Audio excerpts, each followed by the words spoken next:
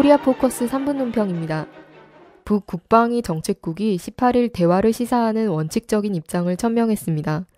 정책국은 미국과 남이 진실로 대화와 협상을 바란다면 첫째로 지금까지 우리를 반대하여 벌여온 모든 도발 행위들을 즉시 중단하고 전면 사죄하여야 하고, 둘째로 다시는 우리 공화국을 위협하거나 공갈하는 핵전쟁 연습에 매달리지 않겠다는 것을 세계 앞에 정식으로 담보하여야 하며, 셋째로 당면에서 남조선과 그 주변 지역에 끌어들인 핵전쟁 수단들을 전면적으로 철수하고 재투입 시도를 단념할 결단을 내려야 한다고 제시했습니다. 이에 대해 논평하겠습니다.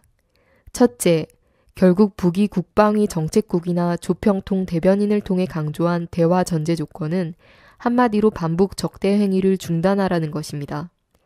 가령 국방위 정책국의 첫째 조건은 구체적으로 유엔 안보리의 제재 결의를 철회하고 남해 천안함 침몰 사건과 3.20 해킹 공격 사건과 같은 반복 모략 소동을 즉시 중지하여야 한다고 했습니다. 그런데 사실 유엔 안보리의 제재란 것은 강대국들이 위성을 발사하고 핵시험을 하면 되고 북이 하면 안 된다는 불공정한 것이고, 천안함 사건이나 3.20 해킹 공격 사건은 그 사실 여부에 대해 남 출신 과학자들이나 전문가들의 합리적인 의심이 충분한 만큼 이와 관련해 시정하는 것은 어려운 일이 아닙니다.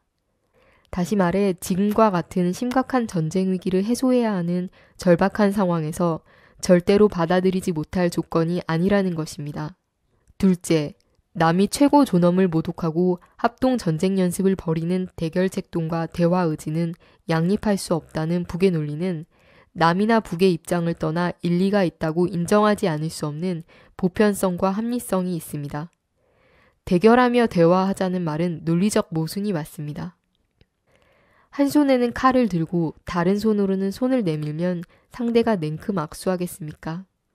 북이 목숨보다 귀히 여기는 최고 존엄을 모독하고 핵폭격기까지 동원한 침략적 합동군사 연습을 벌이는데 북이 고분고분할 것이라고 상상하거나 실제로는 적대 행위를 마음껏 벌이면서 입으로만 대화를 운운하면 상대가 받아줄 거라고 예상한다면 그것이야말로 상대를 기만하고 우롱하는 철면피한 행동이 아니고 무엇이겠습니까?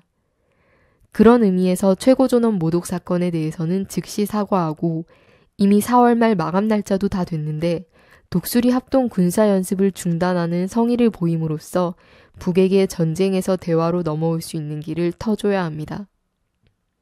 셋째, 북이 성명으로 대화 조건을 밝힌 지금의 기회를 절대로 놓치지 말아야 합니다.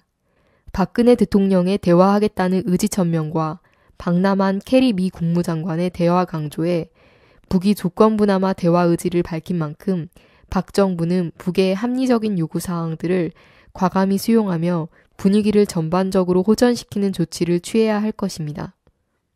특히 반북 극우 행동이 벌어진 데 대해 북이 최고사령부의 이름으로 보복 행동과 시위 행동을 벌인다고 선언한 만큼 이런 행동들로 인해 코리아 반도의 긴장이 다시 최고조로 올라가고 남북 관계가 전쟁 직전의 살벌한 상황으로 가지 않도록 당장 결정적인 대화 입장을 발표하고 실천적인 행동을 보여야 할 것입니다.